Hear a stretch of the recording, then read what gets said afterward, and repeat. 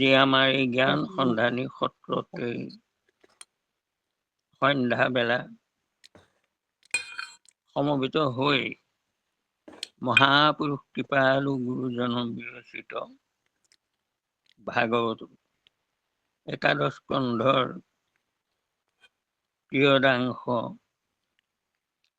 উদ্ধৱ আৰু ভগৱন্ত সংবাদৰ প্ৰিয়দাংশ পাঠ কৰি অতি সুন্দৰকৈ পাঠ কৰি আমাৰ পাঠাচাৰ্য এগৰাকীয়ে সুললিত কণ্ঠে ভাৱে পাঠ কৰিছে। আৰু আমাৰ হাজৰিকা বাপুতো ক'বই নালাগে, তেখেতে অতি সুন্দৰকৈ প্ৰাঞ্জলকৈ এই কথাখিনি আমাৰ সকলোৱে বুজিব পৰাকৈ ব্যাখ্যা কৰি গৈছে। সুন্দৰ হৈছে, ভগৱন্তই কৃপা কৰিছে। আৰু মই গৌৰৱ কৰিছোঁ, আনন্দ উপলব্ধি কৰিছোঁ আজি যে যি হেঁপাহ বুকত বান্ধি এই সত্ৰভাগী প্ৰতিষ্ঠা কৰিছিলোঁ, আমি তাত সৰ্বগুণাকৰ মহাপুৰুষ শ্ৰীমন্ত শংকৰদেৱৰ প্ৰথম সৰ্বগুণাকৰ বিষয়টোকে আমি কৰিলোঁ। আৰু তাৰপিছত আমি চন্দ্ৰগুৰু মহাপুৰুষ শংকৰদেৱ আৰু এনেকৈ মুঠতে গুৰুজনৰ নাটৰ পৰা ধৰি সংস্কৃতিৰ সকলো দিশ সামৰি আমি আলোচনা কৰিলোঁ। আৰু তাৰপিছত আমি বৈকুণ্ঠৰ কল্পতৰু ভাগৱত শাস্ত্ৰ পঢ়াত পাইছোঁ। মাত্ৰ দুটামান কথা মই ইয়াত সংযোগ কৰিব বিচাৰিছোঁ। কথাটো হ'ল যে মহাভক্ত উদ্ধৱে ভগৱন্ত কৃষ্ণদেৱ এই প্ৰশ্নখিনি কৰিবলগীয়া হ'ল।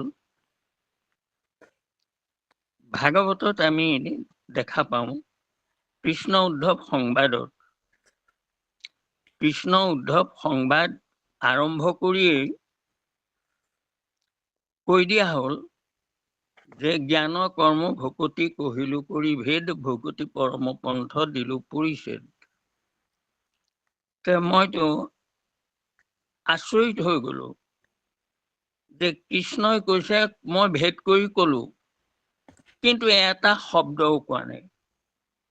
জ্ঞান কৰ্ম ভকতিৰ কথা কৃষ্ণই একটাও কোৱাই নাই।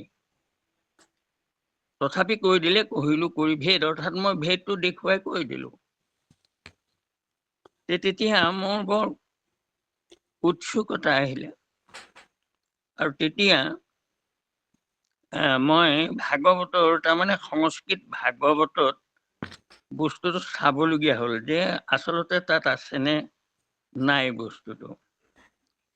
তাত দেখা পালো যে ২৭, ২৮, ২৯, ৩০ এই ২৭ অধ্যায় দশমৰ আৰু ২৮ অধ্যায় এই দুটা তাৰমানে জ্ঞান আৰু কৰ্ম মাৰ্গৰ কথা। জ্ঞান কৰ্ম, আৰু সেই মাৰ্গ দুটাত জ্ঞান আৰু কৰ্মৰ ভেদৰ কথাখিনি আছে। কিন্তু মহাপুৰুষ শংকৰ দেৱে সেই কথাখিনি কিন্তু ইয়ালৈ ভাঙনি কৰি অনা নাই। নানি পেলাই চিধা চিধি তাৰমানে ভক্তি মাৰ্গৰ কথাখিনিহে কৃষ্ণৰ হতুৱাই প্ৰকাশ কৰালে। আৰু উদ্ধৱৰ হতুৱাই প্ৰশ্ন কৰালে। উদ্ধৱে মাত্ৰ ইমানেই প্ৰশ্ন কৰিলে যে তুমি প্ৰভু তোমাৰো সন্মত ইটো পৰম ভকতি পন্থ কেৱলে লোকৰ সাধে গতি, কিন্তু বেদে ফুৰে গাই জ্ঞান বিনে গতি নাই, আকৌ শুনি ভ্ৰময় মোৰ মতি।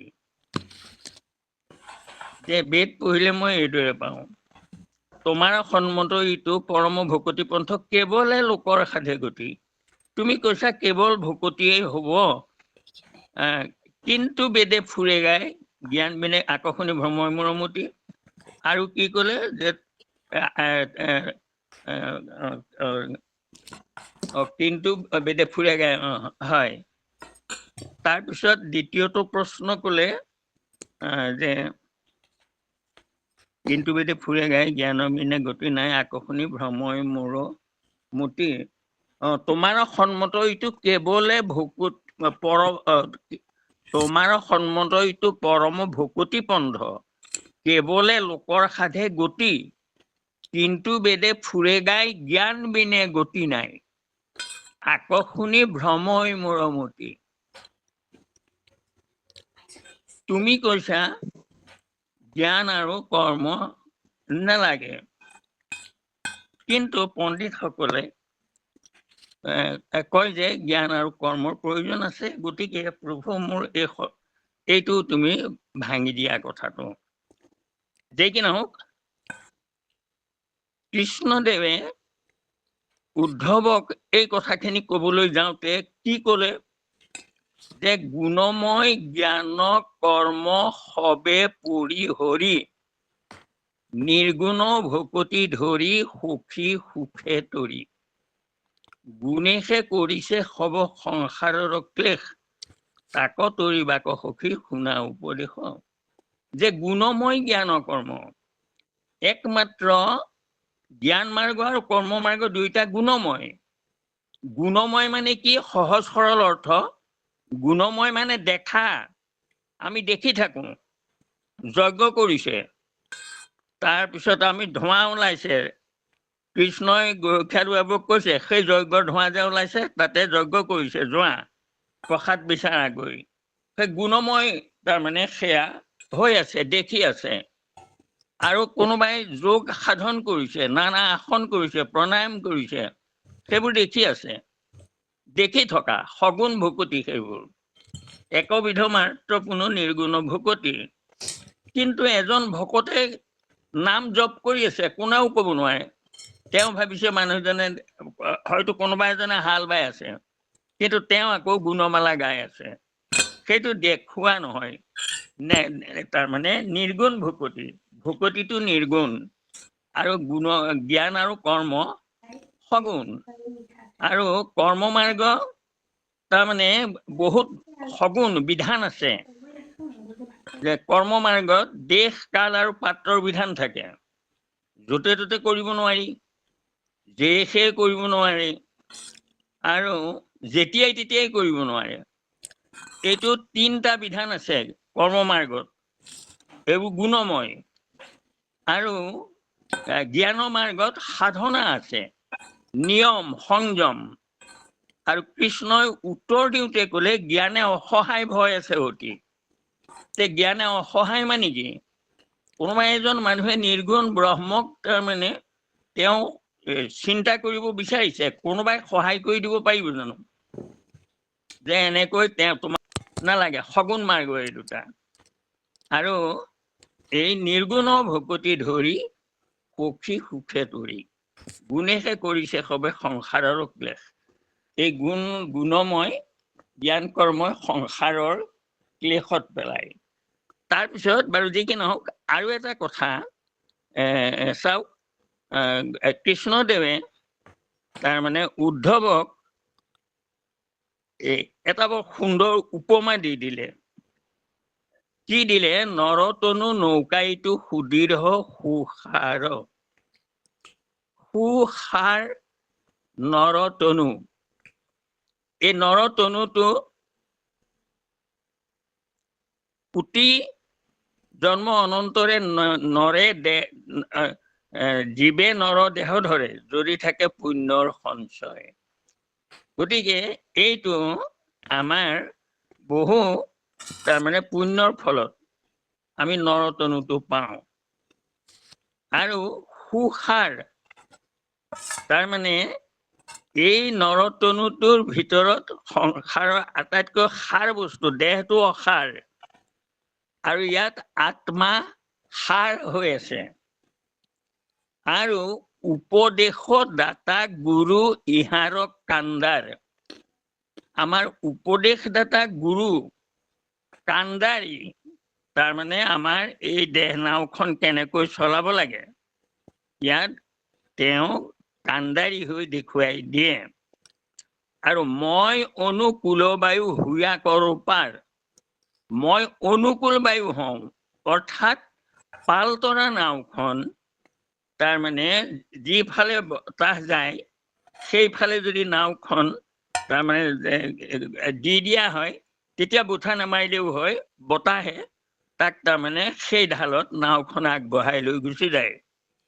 গতিকে উপদেশ দাতা গুৰু ইহাৰ কাণ্ডাৰ, আৰু মই অনুকূল বায়ু হুয়া কৰো পাৰ, তথাপি নতৰে এইটো দুৰ্ঘৰ সংসাৰ।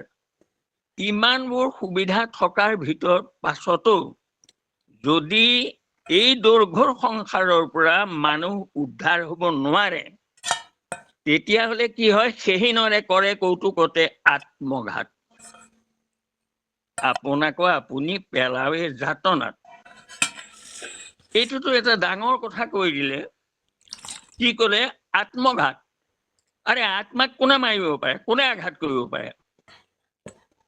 আত্মঘাতী বুলি ক'লে তাৰমানে আত্মহত্যা বুজায়। আত্মাকটো হত্যা কৰিব নোৱাৰে। কৃষ্ণই নিজে কৈছে যে ন জায়তে মৃয়তে বা কদাচিৎ নায়ং ভূত ভবিত্যবা ন ভয় অজনিত শাশ্বত পুৰাণ ন হন্যতে হন্যমানে শৰীৰে। তেনেকুৱা ন জায়তে মৃয়তে বা কদাচিৎ। আত্মা তেনেকুৱা অস্তই কাটিব নোৱাৰা নৈনং দহতি পাৱক নৈনং চিন্দন্তি শস্তানি নৈনং ধৰতি পাৱক নচয়ন ক্লেদন তাপ নচয়তি মাৰুত। তেতিয়া সেই আত্মাক আকৌ আত্মঘাতী শব্দটো কৃষ্ণই কিয় প্ৰয়োগ কৰিলে? তেতিয়া তাৰ উত্তৰটো তাৰমানে মই একদম আচৰিত হৈ গৈছো এই কথাটো, যে কৃষ্ণই আত্মঘাতী শব্দটো কিয় প্ৰয়োগ কৰিছে। যে উভতাচাৰ্য নামৰ এখন শাস্ত্ৰত এই শব্দটো ব্যাখ্যা কৰিছে যে আত্মানাং তে ঘ্নন্তি যে স্বৰ্গাদি প্ৰাপ্তি হেতুনা ভূতানি কৰ্মানি কুৰ্বন্তি।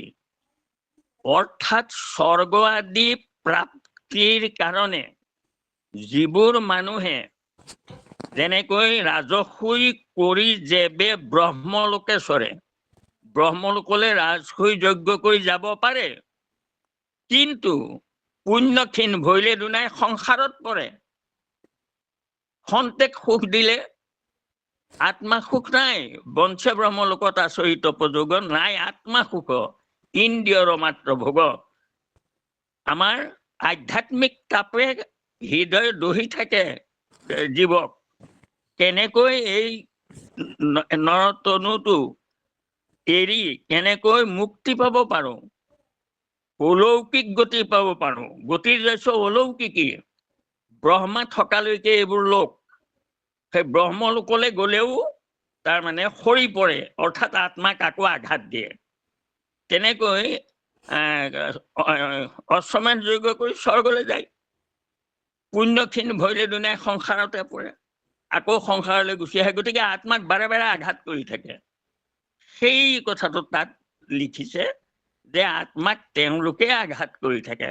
আত্মহত্যা নহয়, সেইটো আত্মাক আঘাত কৰে। আত্মা যাব লাগে বৈকুণ্ঠলৈ, অলৌকিক গতি প্ৰাপ্ত হ'ব লাগে, কিন্তু সেইটো নকৰে। নকৰি এই কৰ্ম মাৰ্গ আৰু জ্ঞান মাৰ্গৰ দ্বাৰা আত্মাক আঘাত কৰোৱা হয়। এই খন্তেকৰ কাৰণে বঞ্চে ব্ৰহ্মলোকত আচৰিত উপযোগ নাই আত্মা সুখ, ইন্দ্ৰিয়ৰ মাত্ৰ ভোগ। আৰু ৰাজসুই কৰি যাবে ব্ৰহ্মলোকে চৰে, পুণ্যক্ষীণ ভৈলে দুনাই সংসাৰ পৰা আকৌ আঘাত দিয়ে। সেয়া আত্মঘাতী বুলি সেই শব্দটো তাত ব্যাখ্যা কৰা হৈছে। আৰু আমাৰ মহাপুৰুষ শ্ৰীমন্ত শংকৰদেৱে আৰু ভগৱন্ত কৃষ্ণই, ব্ৰহ্মাই, ব্যাসে সকলোৱে শপত খাই খাই কলে, জ্ঞান কৰ্ম পথ খণ্ডি ভকতিক দেখাই লন্ত, হেন বন্ধু আন নাহি কয়। গতিকে মহাপুৰুষ শ্ৰীমন্ত শংকৰদেৱে গুণময় জ্ঞান কৰ্ম, জ্ঞান মাৰ্গ কৰ্ম মাৰ্গ দুইটা গুণময়, আৰু ভক্তি মাৰ্গ একমাত্ৰ নিৰ্গুণ। আৰু এই গুৰু কাণ্ডাৰ বুলি যে কৈছে, চাওক, আমাৰ হৰি ভক্তি ৰাজমাৰ্গ, হৰি ভক্তি ৰাজমাৰ্গে, ৰাজমাৰ্গ বুলি কিয় ক'লে? যে আমাৰ ৰাজধানী ক'ত? যে ভকতৰ ৰাজধানী বৈকুণ্ঠ। ভগৱন্ত, আমাৰ ভগৱন্তৰ নামৰ ৰাজা ক'ত থাকে? বোলে বৈকুণ্ঠত থাকে। তেতিয়াহ'লে বৈকুণ্ঠলৈ কোনটো বাটেদি যাব পাৰি? বোলে ভক্তি মাৰ্গেদি যাব পাৰি। তেতিয়াহ'লে এইটো ৰাজমাৰ্গ, সেই ৰাজমাৰ্গেদি গৈ থাকিলে একেবাৰে বৈকুণ্ঠ পাই যাবগৈ। আৰু সেয়ে নহয়, শ্ৰুতি জননীৰ পদপন্থ অনুসৰি, অৰ্থাৎ ভাগৱতৰ পন্থ অনুসৰি এই পথটো নিৰ্ণয় কৰা হৈছে। আৰু কি যে এই যে গুৰু ভৈলৱাত কৰ্ণধাৰা বুলি কয়, যে গুৰু নখচন্দ্ৰ প্ৰকাশিত, অৰ্থাৎ মহাপুৰুষ কৃপালু গুৰুজনে সেই পথেদি গতি কৰিছিলে আৰু তেওঁৰ পদচিহ্ন তাত পৰি আছে। আমি সেই অনুসৰণ কৰি যাব লাগে। অৰ্থাৎ মহাপুৰুষ সেই পথেদি গৈ আছে আৰু আমি এতিয়া মহাপুৰুষ আমাৰ মাজত এতিয়াও আছে।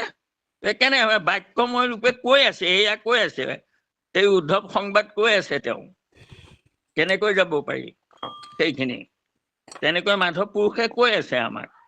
গতিকে এই দুয়োজনে আমাৰ কাণ্ডাৰী হৈ আছে।